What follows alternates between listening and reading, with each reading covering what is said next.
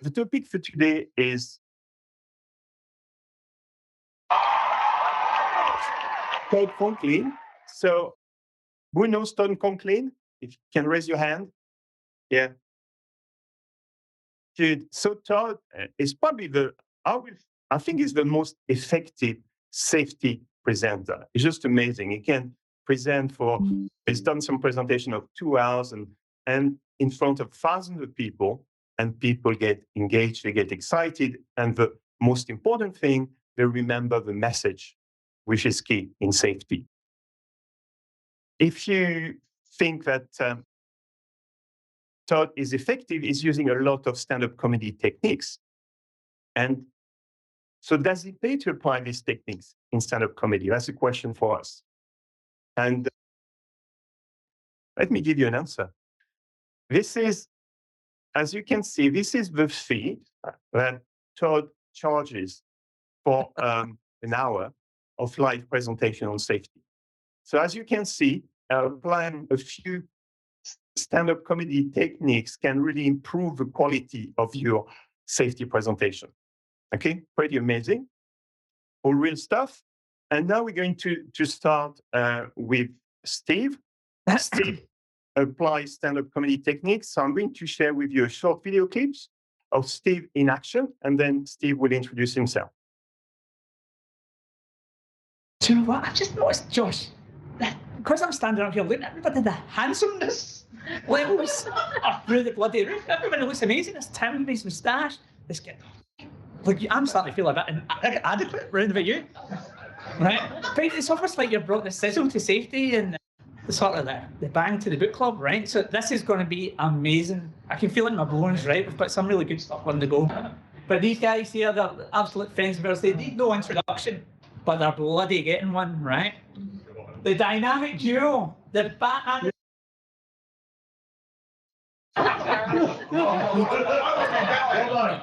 You are The Lennon and McCartney of learning. And the Bert and Ernie of playing.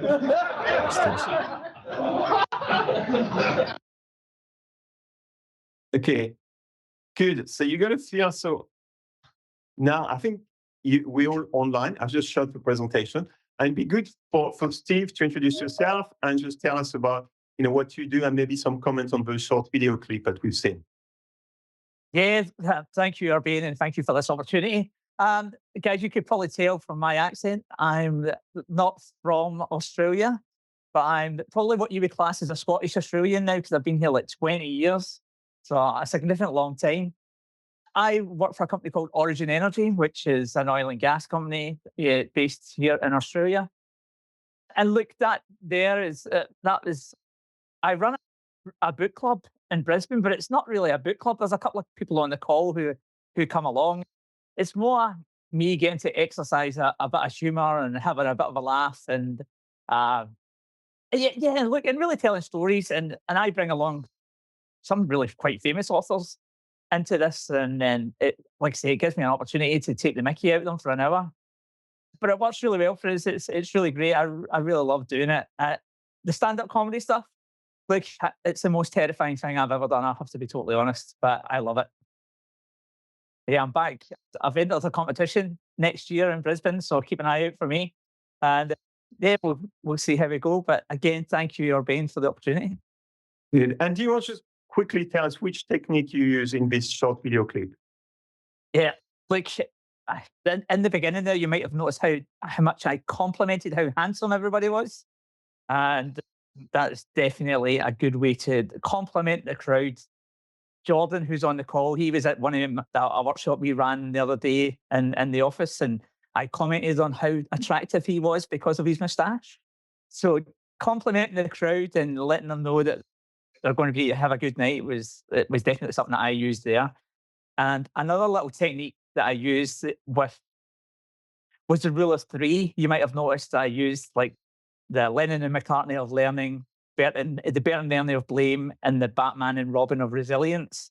So we call that the rule of three. I don't know, Chris, I don't know how much you thought of that one, but for me, that was it got a really great laugh, and people loved the imagery as well. So that's a couple of the techniques that I try and use whenever I talk about safety and work. Thank you. So let me share a video clip. Hopefully you can see my screen. Yeah. So it's a technique I use. This is what was recorded last week. I was in the Middle East. I recorded this clip in the Middle East. And this is really, I've used the Who Done It. Some of you are familiar with this clip. It's quite an old one, but I've repackaged it using stand-up comedy techniques. So instead of people watching these 30-second clips from start to finish, I set it up. I ask people whether they tell their team to be careful, and I just raise the pressure. Then I show them the clip, and then I ask them any changes they've seen. So you can see that in action. Let me share this video clip with you. Hopefully I go on full screen.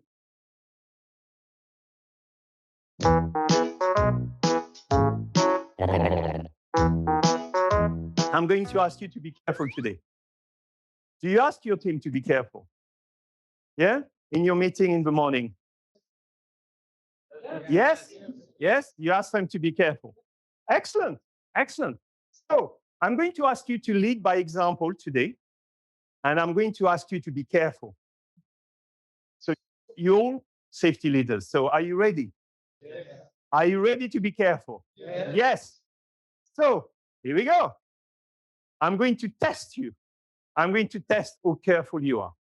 So this is an observation test. Yeah? Ready? So you're going to watch a short video, and I'm going to ask you to note the number of unexpected changes, things that don't look right in this video, changes that are not normal or expected. And it's a very short video. It's 2 minutes. So you told me that you're going to be careful. So I'm trusting you guys, okay? So be careful and watch the video. How many unexpected changes did you notice in this video? One. One. One? Anybody notice? One. Really? Only one? No, two. Two. No, I get two. Two? Anybody saw more than two changes? No? Two. Okay, let's check. We were not prepared. 21. So what's the learning? Think about it. In the morning, you tell your shift or your team to be careful. You told me that, okay? And you're not asking them to be careful for 2 minutes. You're asking them to be careful for 10 hours, okay? So what do you think? You expect, exactly. If you, as leader, you cannot be careful for 2 minutes, how can you expect them to be careful for 10 hours? Okay, so that's as you see, I've used the stand-up comedy techniques to make the point that being careful is not enough, and that you need to have the right control, the right system, and the right culture in place to be safe. So it worked really well. Again, another application of stand-up comedy techniques. Good. Now it's the time to introduce Chris. Let's start with your introduction, and then we can talk about your books. Okay. Hello, everyone. Chris Head. As Urbain has said, I work with stand-up comedians. I'm working today, later on, directly a comedian in a show that's going to Edinburgh, about Edinburgh Festival in the UK. But I also go into corporate contexts and help people with their speaking and presenting, because there are so many crossover techniques. And I just wanted to pick up on a couple of things that we've seen from Steve and Bant. So if we're thinking Todd Conklin is the #1 health and safety speaker, I think we've got the #2 and 3 here. But I won't say if Steve or Bant are 2 or 3. I'll let you decide. But we're talking about the top 3.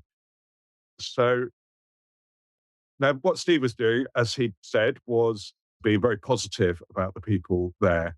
And Steve did it in this very playful way.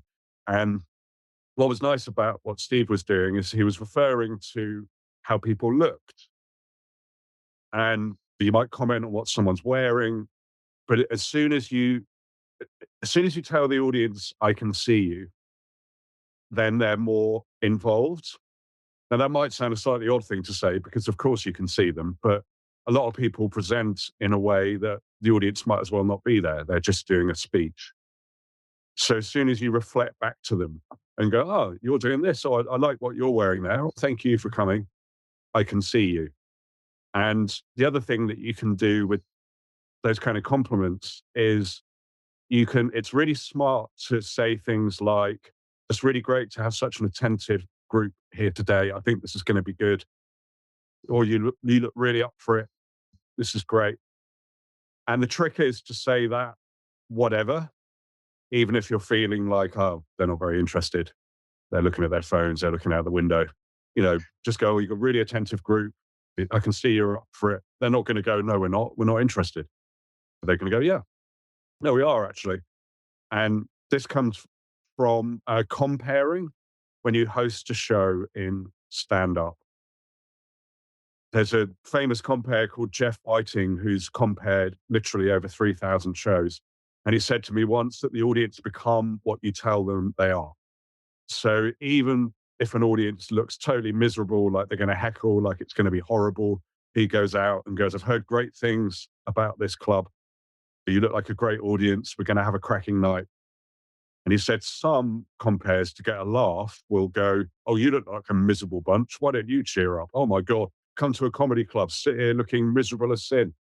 It gets a laugh, but you're actually reinforcing that. So he goes the opposite way. And just make that a habit. Whether I'm hosting a show, which I do sometimes, or more commonly when I'm doing a workshop, at the start, I'll just say what a great group they are and how up for it they look, whether they do or not, because then they start to come on board. And the other thing that we saw Steve and Urban doing in those clips is they brought some energy to it. And it makes such a difference to come on and actually project your voice, have some energy, and just speak a bit more loudly, and you have a bit more presence. And the other thing they were doing is both of those clips we saw, they were very conversational, constantly bringing people in, asking things, making it very chatty. So it's the complete opposite of a speech. And all of these things, they come from stand up, but they're also just good presenting and good speaking tips as well. So, yeah, so I wanted to reflect on the clips that we've already seen.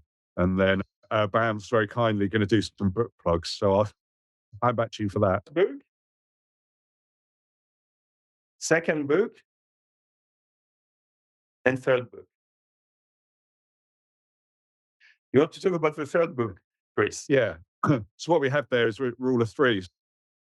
We saw a rule of three from Steve earlier. And in Steve's rule of three, it was three funny things. And I call that the small, medium, large rule of three, in that the first one is already amusing, the second one pushes it a bit more, and the third one pushes it even further. So you've got small, medium, large. And three is a sweet spot for that kind of thing. We love things that come in threes as humans.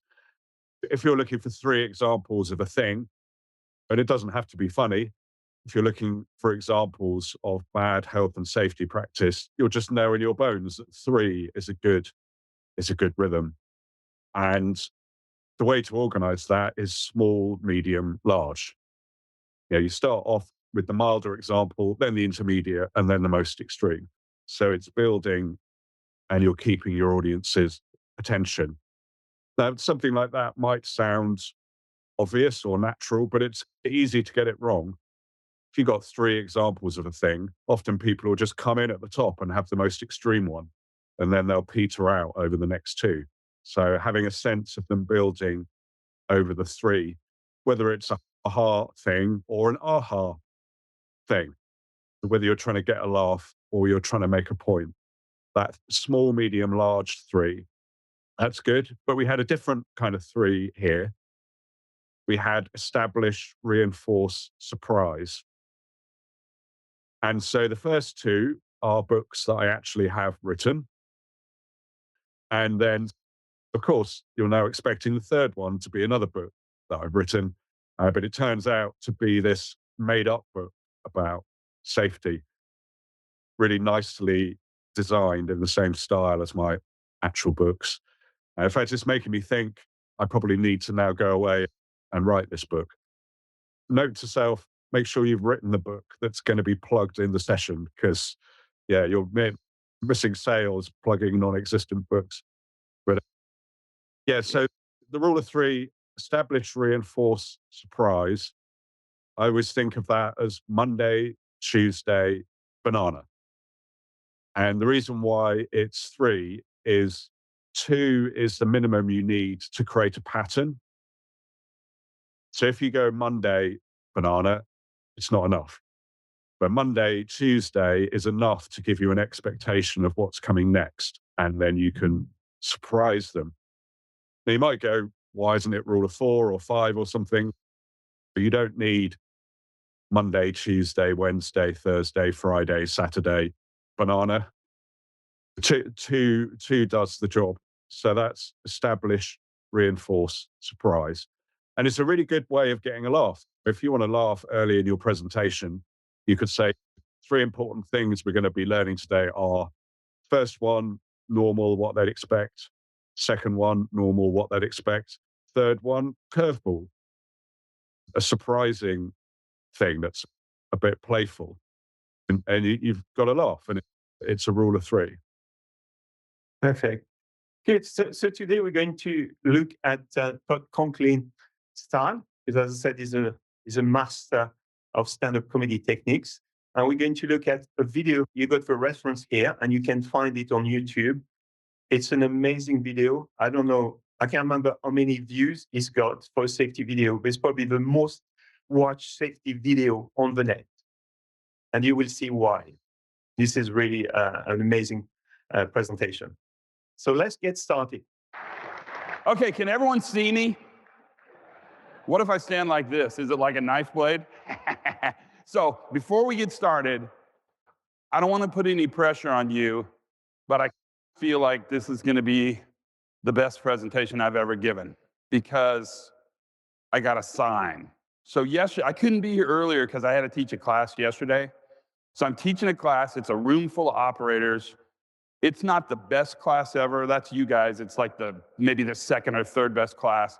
And in the middle of class, this guy sitting in the middle of the room, his phone starts ringing. And I should tell you, that doesn't bother me at all. In fact, I'm always glad it's their phone and not my phone, so I don't give a crap, right? But the poor guy, he looks horrified because his phone's ringing and I'm looking at him and he's looking at me and I'm looking back at him. And I think, I don't think he knows what to do. So I just said really casually, cool, I said, if you need to get that phone, you can. And the guy looks visibly relieved. Only problem is, he then actually answers the phone and takes the call in the middle of the class, in the middle of the room. And it's my fault, right? So he picks up the phone and he goes, yeah, which I believe is how you guys say good morning. Am I translating that correctly? Is that right? Then there's a long pause and he goes, I'm in training. And then there's a pause and he says, it's all day. And that one had a blade in it. I felt that one hit me pretty hard. And then he says the most amazing thing. This is totally true, you guys. He says, doesn't suck as much as I thought it would. So if you're cool with this, I make that the standard. This is going to suck, but it's not going to suck nearly as bad as it could suck. Right. So I think a bit of audience participation just now. It'd be good to hear from you. What techniques are, what are your reflections on this short video clip? So don't be shy. Just any thought about some of the techniques and tricks used by Todd. Kate, you're smiling, so I'm going to put you on the spot. he complimented the audience, didn't he? Because he said that they were going to be like, this was going to be his best show. So I think he was getting them on board straight away. Good. Yeah, same technique as used by Steve. Yes, very good. Any other point? He was very funny. I liked I liked the self-depreciation. I thought that was really good. He stands up. Can you see me? And it gives a side view. The and he said it's going to be the best performance he's ever done. And he's also really self-deprecating. So I think those two things make you immediately think, Very good. Chris, I'll let you comment. What techniques did you see in this short clip? A couple of good observations from Kate and Tom, but both of those things spot on. So the point that he wants to make is health and safety, particularly an hour-long presentation of it, is not usually considered like it's going to be the most fun thing. And so he wants to acknowledge that and then say you might be surprised. So he's got this point to make. He could have just said that. Instead, he puts it into a story. And so thinking about what point is it I want to make and how could I get it across in a story, that really brings it to life in a different way. And something else I want to suggest is I bet a small amount of money, but I bet that didn't happen. I bet it didn't happen like that. Now, what I think, if I was going to speculate, I reckon in the break or after the session, the guy came up to him and said, "Oh, that was great, Todd. That didn't suck as much as I thought it would." And he thought, that's such a what a lovely, weird kind of compliment, but great. I see where he's coming from. Oh, that's a funny phrase. So rather than just going, "Oh, this guy came up to me after a session and said, oh, yeah, didn't suck as much as I thought it would," he could say that and they'd still chuckle and go, "Oh," but he puts it into this whole scenario. And he may well be combining a couple of things because it's quite relatable, the idea of someone's phone going off. And so I think he's bringing some different elements together to make a story. Now, what he does is he says this happened yesterday. But I think once he thought of this story, he's going to start every presentation with this. And I think he's probably going to use this story for years. I wouldn't be surprised if he uses it hundreds of times. But every time he tells a story, it's always going to be yesterday. So that's a trick with stand-up. It's the immediacy of it, but it also makes it seem more casual. It's on your mind rather than going, 2 years ago, I did this session. It's like, blimey, okay, this is pretty big. What happened 2 years ago? Yesterday. It's got that casualness. And the comedian's always casual. But you don't want to look like you're trying too hard. That's a really key thing. Now, in terms of how he brings this story to life, he's really back in the situation. He doesn't say things like, "At this point, I said to the gentleman that it would be okay for him to answer his phone." He goes, "Okay, you can take the call." He's in the situation and he's actually acting it out. And he doesn't say to them, and then the guy answered his phone and he explained to the person on the other end that he was in training all day, which he said sucked. He goes, "Yeah, I'm in training all day," which kind of sucks.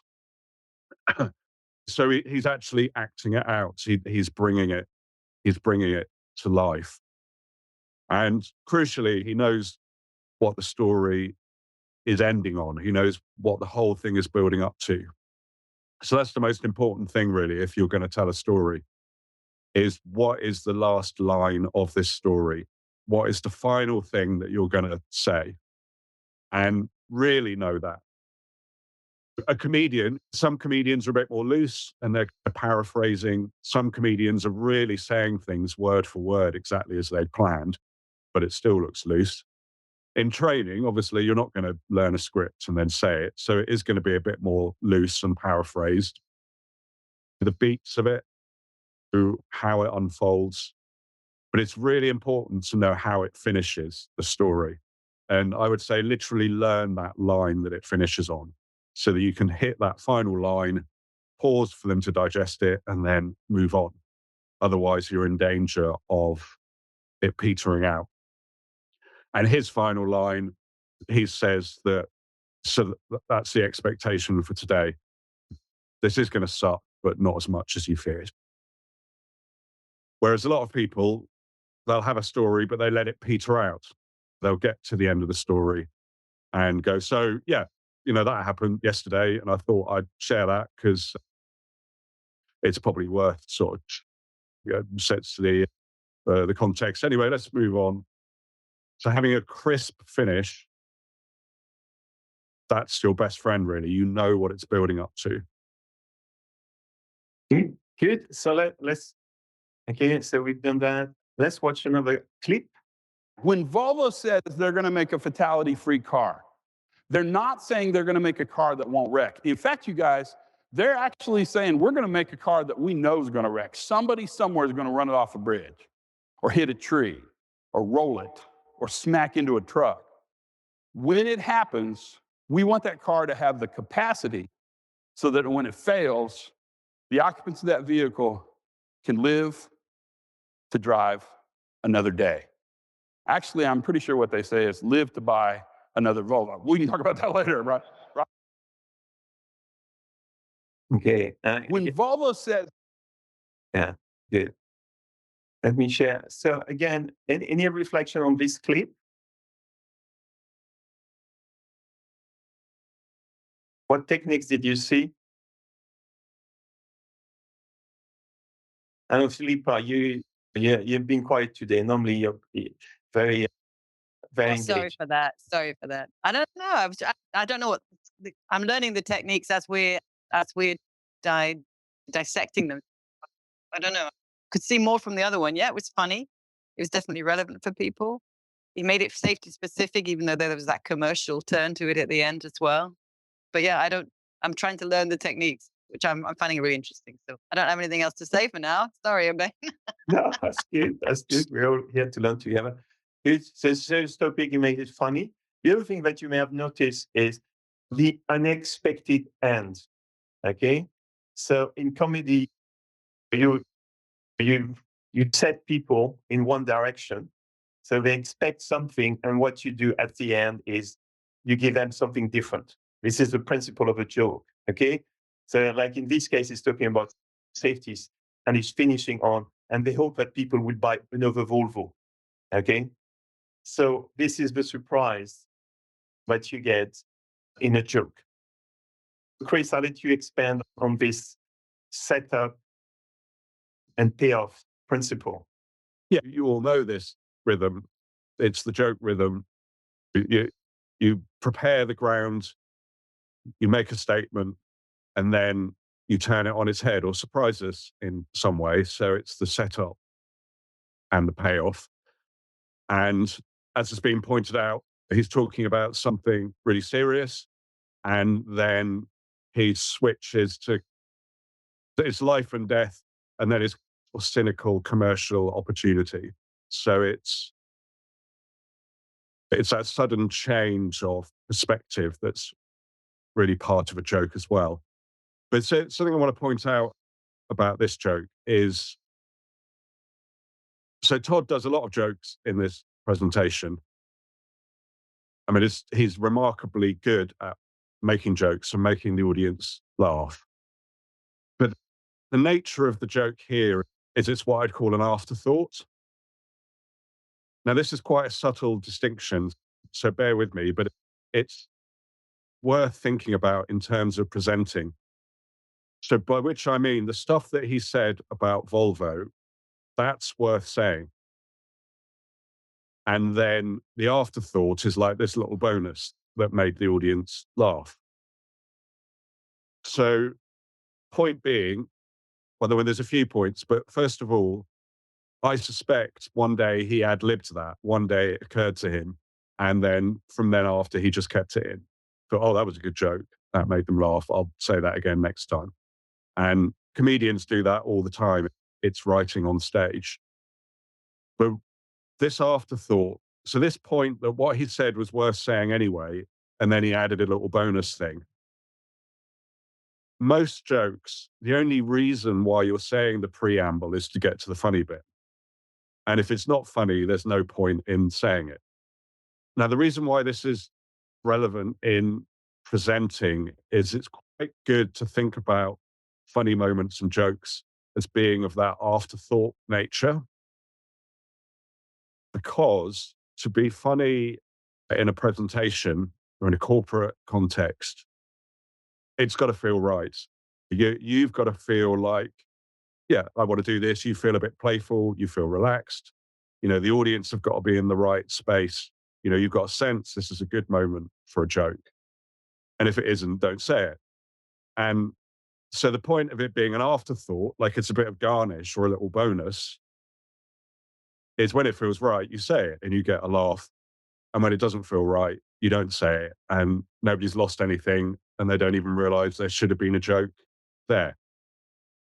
Whereas if you do the kind of joke, a horse walks into a bar and goes up to the barman and discovers the barman's a raccoon, and you're doing that. And then there's no funny bit on the end. There's no point in saying all of that. So that's the difference. And I think that's if your humor's so valuable in a presentation of sweetening the pill, keeping people's attention, getting people to like you, making connections, making things more memorable. And it's got to feel right. You've got to feel comfortable. And afterthoughts, they're optional. It feels right. I'm going to put this in today. Oh, today it doesn't so much. I'm just going to gloss over the fact there could have been a joke there. Very good. Let's watch. We talked about. Do you want us to let's watch another clip? Yeah, it's be better. But I'm not done. My whole life's work is about this next button. And Mike started today in a moment of silence for 3 workers. What scares the crap out of me is this. Really good organizations kill people. Okay, so maybe some reflection on this one, Chris. Yeah. So say Todd here is talking it's a very high stakes context in that these are union members who are working in manufacturing jobs, and 3 of their number have been killed doing their jobs in recent times. And so I guess and obviously it must have been an outcry and things have got to be done. And so Todd's been brought in to raise morale, give some training, make everyone feel better. So it's incredible context in which to be speaking. And so often the talk is very funny. And so the first thing to say is whenever there is something serious or dark, that moment with something light, it's such a great route to laughter. It's the release. However, what we've seen here is clearly not a funny moment. It's a very dark moment, a very serious moment, acknowledging what's happened. But what he did here was a setup payoff. So exactly like a joke. So the joke, you say stuff that prepares the ground, and then you say the payoff, which is the funny thing. It's the aha thing. But here we've got the aha thing, but it's setup payoff. He prepares the ground. He says, this next point is the most important one. My life's work is all about this. Here's the big takeaway. Really good organizations kill people.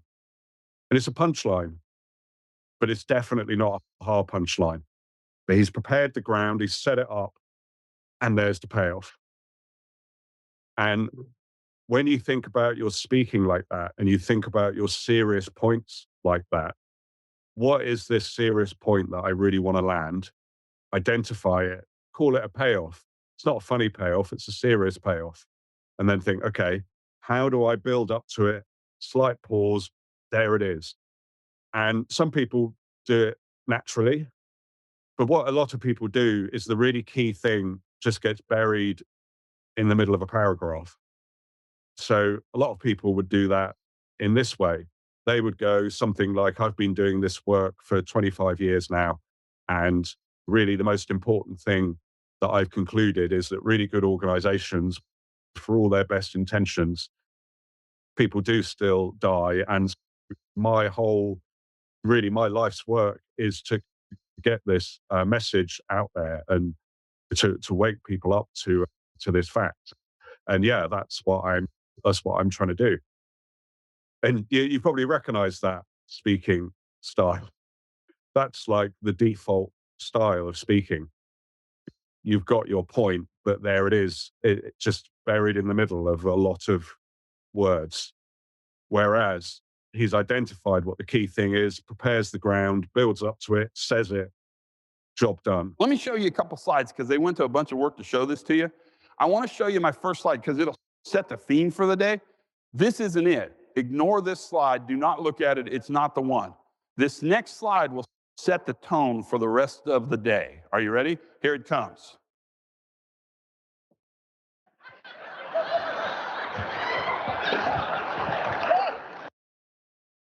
Okay. Do you want to comment on this one? Because a common mistake that presenters make. So when people are working with slides, so here we've got a funny slide, but most often slides aren't funny. And what I'm talking about applies to slides, whether they're funny or not.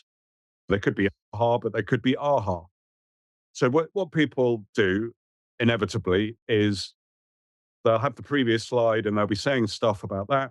Then they finish their remarks on that slide. Then they'll bring up the next slide and then they'll start talking about it. And we go, of course, what else would you do? Here's what else you could do. You could think about the slide that's to come as the payoff that you're building up to. Now, this presupposes that the slide you're going to show is going to have some impact. It's got something interesting on it. What you don't want to bring up is just a huge chunk of text that you're suddenly just going to show to the audience. So you go, this next slide, this is a good slide. It's going to have some impact when I show it. Now, I just want to actually just take a little step into a different world. I work a lot with people in advertising and advertising creatives. Now, when someone wants an advert for something, they'll approach a number of different agencies and they'll go, we want you to do a campaign for this. And then they'll go around these agencies and each agency will go, here are the ideas we've come up with for your campaign. And the company will pick one of them and they've got the business. Now, what they'd have done, they would have designed this image for the advert. And what people would inevitably do is they'll show the image and then everyone will be looking at it and they'll go, in your brief, you asked us to do this. So as you can see, what we did was that. And we decided, oh, well, if you look there, we do this. And so what I always say to these advertising people is the image is not on the screen yet. You build up to it. You go, your brief said this. You wanted us to do that. We thought about this. And then we thought maybe we could go that way, or should we go that way? This kind of image might work. But in the end, what we came up with was this. Boom. And then you bring it up. So same thing. You're setting it up. And in that case, the image is the payoff. Then you might then start commenting on it some more. I heard a really good metaphor for this kind of thinking, a guy called Oliver Double, who's a comedy academic at the University of Kent. In his case, he was talking about a joke. He was saying that a joke is like the jewel, and you want a jewel case, and you present it and you open it, and there's the jewel. And same with this, your slides, the jewel, and the build up is the case, and then you open it, and there we go. And it has way more impact. I would definitely agree with. I was just going to say, you're on mute, Urbane. But obviously, Chris and Urbane and I have caught up a couple of times, and Chris told us about that presentation style the first time we met. And I actually done it a week later. I was presenting at a conference, and I said to him, this next slide is going to be so important. The message that you're going to get in this is going to be a cracker. And so the slide came up, and I had basically had a quote saying that we only do this to keep us safe from safety.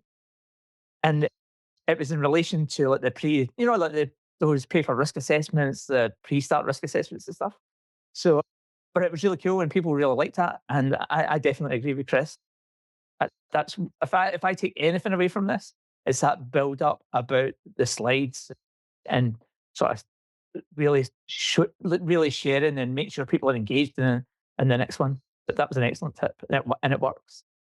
And I yeah, agree. so what, yeah, It's go a on. mistake I used to make as well. And just doing the training again with Chris, just realized really important to set up, the slide. Don't show the slide first, set it up. And the impact the difference is huge. Yeah. Really a very good tip. Thank you. So let's watch another one. We keep learning. As you see, it's all based on one video clip from Todd. So if you're bored, you should Let's watch have a it. quiz. Ready? What's the problem? Anybody want to take? There's 46 pallets on this van. I'm not bragging to you guys, but I took this picture, okay? And this is not some exotic country. Unless you think Atlanta is exotic, then it totally is, because it's in Atlanta. I stopped to get a Coke. I come out of the Quick Trip place, God's chosen convenience store. The doors go like that, and angels go, oh, and this is parked in front of me.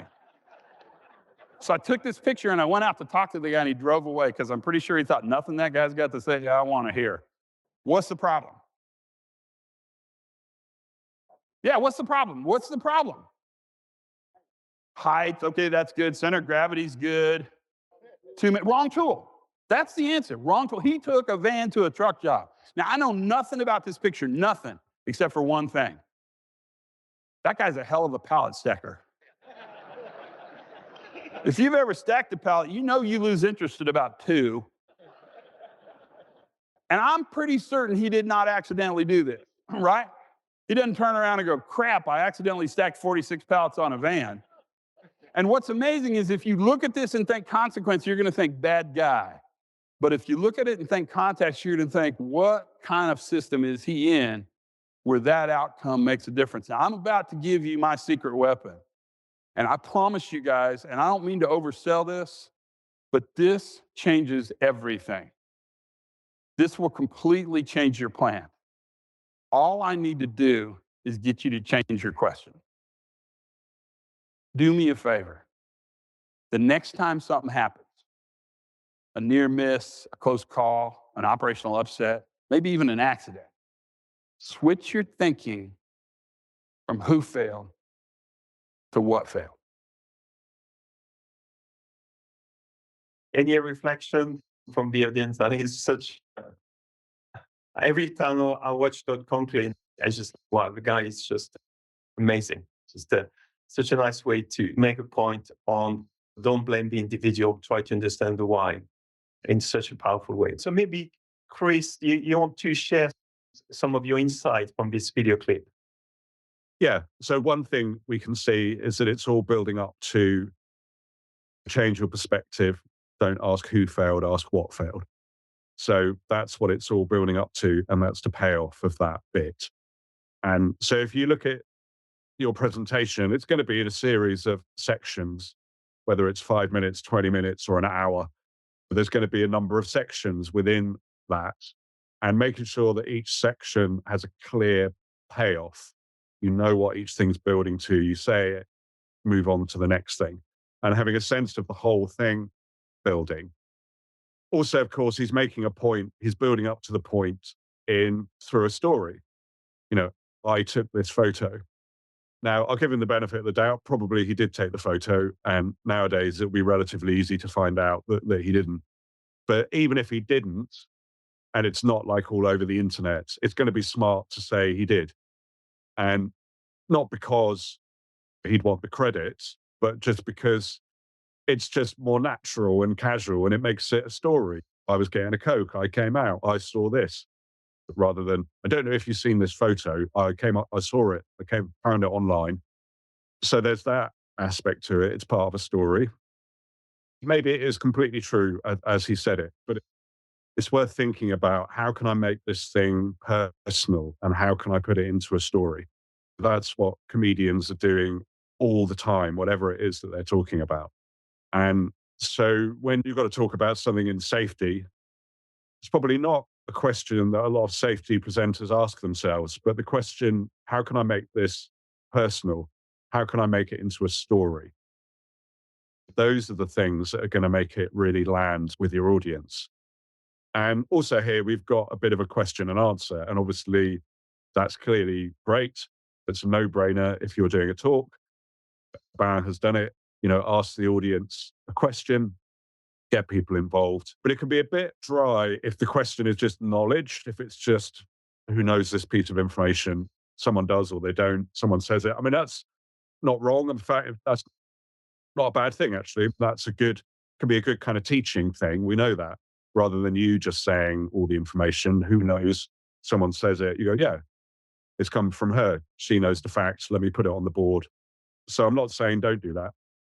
But however, there's a big opportunity with question and answer, which is when it's more playful, when there's something kind of fun to chew over, or the answer surprising or counterintuitive. You get people much more engaged than just asking them to remember a fact. Let's watch another final clip. What car manufacturers said is our definition of safety has to change. We don't manage accidents. In fact, accidents manage us. What we manage is the car's ability to have an accident. And what happened is they aggressively changed safety in a vehicle. And if you want to look at a good safety story, vehicle safety is an amazing safety story to look at. But here's my challenge. If industrial safety people were in charge of vehicle safety, Volvo could not make that claim. Because if industrial safety people were in charge of vehicle safety, here's what vehicle safety would look like. Before you drive, you got to go to the training center and take the mandatory class. It's offered every Tuesday. Don't wreck. There's 41 slides, and they all say the same thing. Don't wreck. Some say if you care more, you'll wreck less, right? Some say we're going to observe your wrecking behavior, right? But all of them are going to say don't wreck. And then at the end of the class, you take a test. And if you pass the test, you get a card that says you're a certified not wrecker. And then you get to drive around and not wreck. And once a year, we'll make you take the refresher course on not wrecking, but it's on the web. So you just mouse around and click don't wreck. And everyone will say, we're a wreck-free facility. And we'll put a banner out front that says 100% wreck-free. And we'll put a clock by the driveway that counts the number of wrecks we have. And we will tell people, don't wreck. And they'll drive around until somebody wrecks. And then we'll stand down driving operations. We'll bring everybody into a big room. And some senior manager will get up in front of you and read the procedure on not wrecking louder and slower. What part of not wrecking did you not hear the last time we had this discussion? Right? You're clapping because it's true. What's crazy about that is that's wrong. And the belief that somehow you would choose to wreck, that's crazy talk, right? What we do is we don't manage the accident. What we manage is the ability to have the accident. And that shift in thinking is everything. This is a mind-blowing video. I mean, it's just incredible.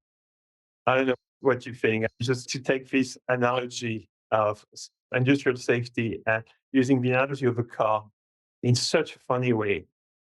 Chris, just a few, tips or insights from this video. So what we have here is what if industrial safety people were in charge of car safety?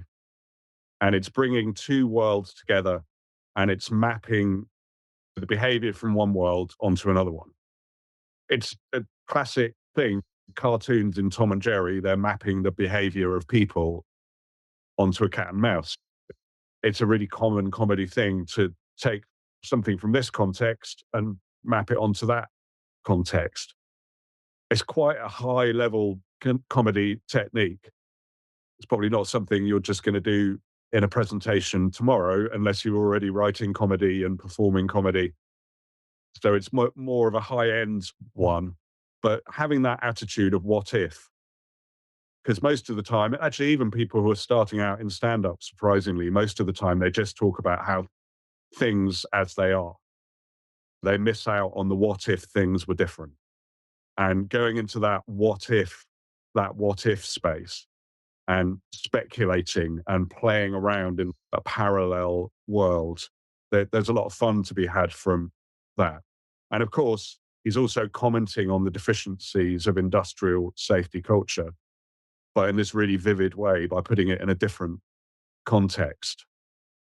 So if you've got an annoying manager, you could, among your friends, you might imagine your manager at home and they're behaving in just the same way with the family. And you shine a light on it by putting it in another context where suddenly what's ridiculous about it is even more clear. And that's what he's doing there. What if and changing context, there's a couple of things to think about. Okay, good. I'm just conscious of time. I don't know, just one reflection, Steve, that you like to share with the audience. Yeah, like just in that previous video, he talked about you laughing because it's true. And that's how memes are made, right? The like, memes that we see, and you'll get this all the time in the office. You'll get people laughing at stuff, at the banal of office life because it's true. So you'll probably start capturing all this, like some of the things like the rule of three.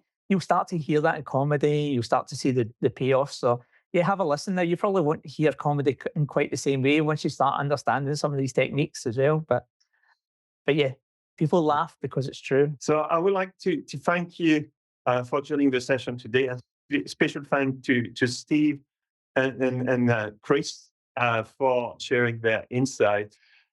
Thank you, everybody. Have a great time off, and we'll see you in the new year. Bye-bye. Thanks, Thank everyone. you. Bye-bye. Thanks, everybody. Goodbye.